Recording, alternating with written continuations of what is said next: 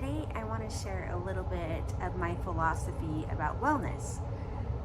So my idea is that wellness is not just about eating healthy and maybe exercising. It's so much more than that. It is physical health, which involves several different things, and also our mental health, which involves several different things. And I'd like to focus on one part of that mental health today, and just a small part of it, and that is our creativity. You may not have heard that as being part of your mental health before, but I really consider that a big part of our mental health, because when we are creating new things, whatever that might be, it is really a boost to our mental health. We were made and created to create and to make more things and to make beautiful things. So I want to just focus on how we can do that. How do we keep moving towards creating more and doing more without burning ourselves out? How do we keep creating in a way that is good for our mental health? And how can we do those things that we want to do without procrastinating things, and with that, so that we actually keep moving? So first, I want to just share one of my favorite thoughts with you, and this actually comes from one of the leaders in my church, the Church of Jesus Christ of Latter-day Saints. And this comes from Dieter F. Uchtdorf, who is an amazing speaker. But he actually spoke once about creativity, and this is just something that he says that I thought was just brilliant. He says, creation means bringing into existence something that did not exist before. Colorful gardens, harmonious homes, family memories, flowing laughter. What we create doesn't have to be perfect. I love that thought, because it reminds us that we all are creative in some way, and it looks different for each of us. You might be creating that harmonious home. You might be creating a beautiful painting. You might be creating a beautiful garden. You might just be creating the family life that you want. Whatever it might be, there's something that you want to be creating, and that your higher self inside of you is just crying out to create. There's something like that in all of us. And a lot of times we think, oh, I want to do that, but I keep forgetting to do this, or I keep forgetting to do that. Like procrastination kind of gets in the way. So I want to share a couple of tips on how you can keep moving forward with your goals, even when you have a really busy life, even when you have a lot going on. And if you're just one of those people where you just kind of keep forgetting to do it, here's another thing. So one of the best tips that I can give you is to throw away your to-do list. Yes, you heard me right. Throw away the to-do list.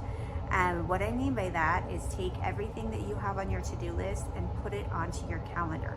Give it an assigned time and a date, and you're more likely to do it.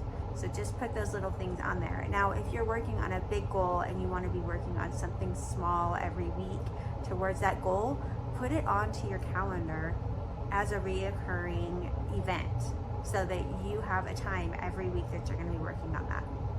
So that's my first tip with that. My second thing is, if you are trying to develop or create or a new habit in your life, and you're just really having a hard time remembering to do that thing, write down a list of things that you are already doing on a daily basis, either in the morning or in the evening. For me, I find it's better to add new habits in the morning, unless it's something that has to be done at night, because I just have more brain power, more wherewithal in the morning.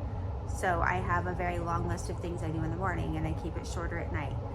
But in any case, write down those things that you're already doing. So if when you get up in the morning, you get up and you brush your teeth, you take a shower, you get dressed, and you eat breakfast, and that's your entire morning routine, great, that's it. Let's say that you want to add in something else. Let's say that you're struggling with maybe something as simple as like keeping your kitchen clean or something like that.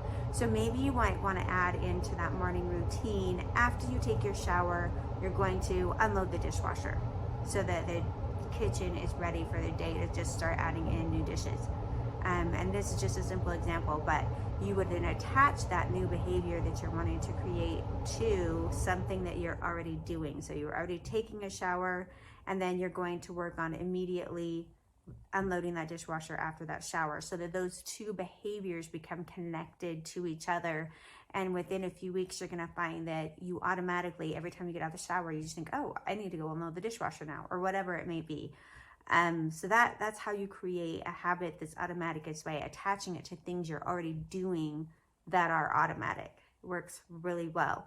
And to reinforce those ideas, another thing that you can do is to have a checklist that you do every evening that has all of the things on it that you're working on, all the things that you want to be doing every day that maybe you're having a hard time remembering. You put those on a checklist, and then every evening before bed, you're just going to mark whether or not you did those things or not. If you didn't, it's fine. It's totally fine. This is just so that you can track how often you're doing it. And you'll see that over time, you'll start to remember it more because you're recalling it every evening before you go to bed. One app that has worked really well for me is I have an app on my phone called Habit Share, and I can just put in all of the habits that I'm trying to create every day. And then I just check off every evening which ones I've done for that day. And then I can change it. It can change over time, because obviously as a habit becomes automatic, then it doesn't need to be on that checklist anymore. Then you can add in a new one that you want to be working on. So those are some of my tips for being creative, getting out there, creating something new for your life, and making sure that your stuff is getting done.